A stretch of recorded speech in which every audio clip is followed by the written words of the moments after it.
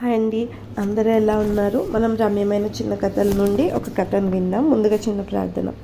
యేసయ్యా, మీకు అనేక అనేక వందనములు. మేము ఈరోజు వినబోతున్న కథ నుంచి మీరు మాకు ఏమైతే సువార్త నేర్పించాలనుకుంటున్నారో, ఏమైతే విషయాన్ని మాకు హృదయానికి అర్థం చేయాలనుకుంటున్నారో అది అర్థం చేయండి. మీరు మాతో ఉండండి, మాకు సహాయం చేయండి.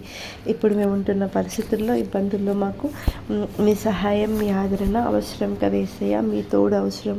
వేరే ఎవరిని నమ్మినా ప్రభా, వారిని మమ్మల్ని మిస్లీడ్ చేస్తారే కానీ కరెక్ట్ వేలో మమ్మల్ని లీడ్ చేయలేరు, డైరెక్ట్ చేయలేరు.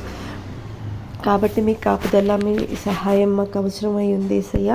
మీరే తోడుగా ఉండండి. మా యొక్క చిన్ని ప్రార్థనని అంగీకరించండి.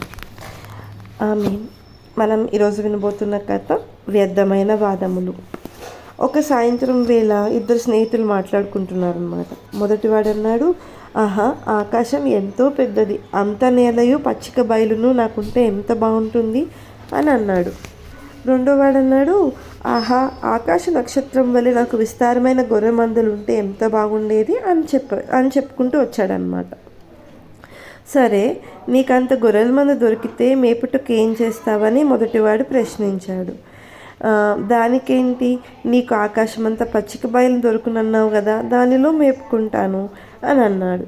అదెలాగూ, నాకు పచ్చిక బయలలో ఒక్క గొర్రెను కూడా అనుమతించను, అలాగ వచ్చిన ఏడల కాళ్ళు విరగొట్టదను అని చెప్పి అన్నాడనమాట. అంతే సంగతి. ఇద్దరి మధ్యలో పెద్ద తగాదా జరిగింది. ఇతని వద్ద పచ్చిక బయలు లేదు, అతని వద్ద గొర్రెలు లేవు. కానీ భయంకరంగా వాదించుకుని ఘర్షణ పడ్డారు. వ్యర్థమైన తగాదాలు, వ్యర్థమైన చింతలు, వ్యర్థమైన వాదములు పాపంలోనికే నడిపిస్తాయి కదా. అసలు వాళ్ళ దగ్గర పనే లేదనమాట చేయడానికి.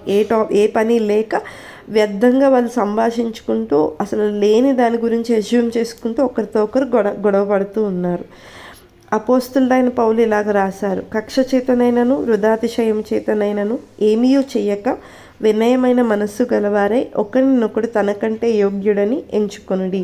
ఫిలిప్పీలకు రాసిన పత్రిక 2వ అధ్యాయం 3వ వచనంలో మనం ఈ విషయాన్ని చూస్తాం. అలాగే 2వ అధ్యాయం 5వ వచనంలో, క్రీస్తు యేసునకు కలిగిన ఈ మనస్సును మీరును కలిగి ఉండుడి.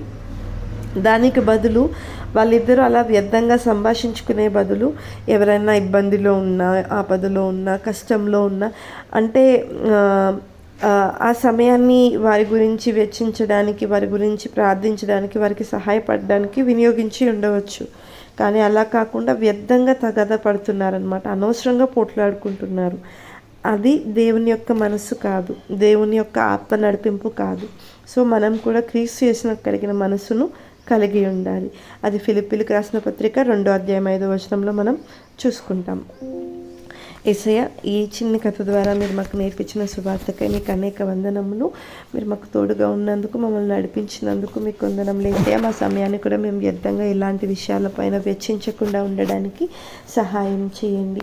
ప్రభువా తండ్రి, శ్రేష్టమైన వాటిని వెతుకుటకు, వాటి వెనుక పరుగులెత్తుటకు మీరే కృప చూపించమని కోరుకుంటూ, మమ్మల్ని కాచి కాపాడమని, భద్రపరచమని ప్రభువా తండ్రి, దుష్టత్వానికి విడిచిపెట్టకుండా ప్రభా వెలుగులోనికి మమ్మల్ని నడిపింప చేయమని కోరుకుంటూ మా యొక్క చిన్ని ప్రార్థన మీ సన్నిధికి అంగీకరించండి తండ్రి. ఆమేన్.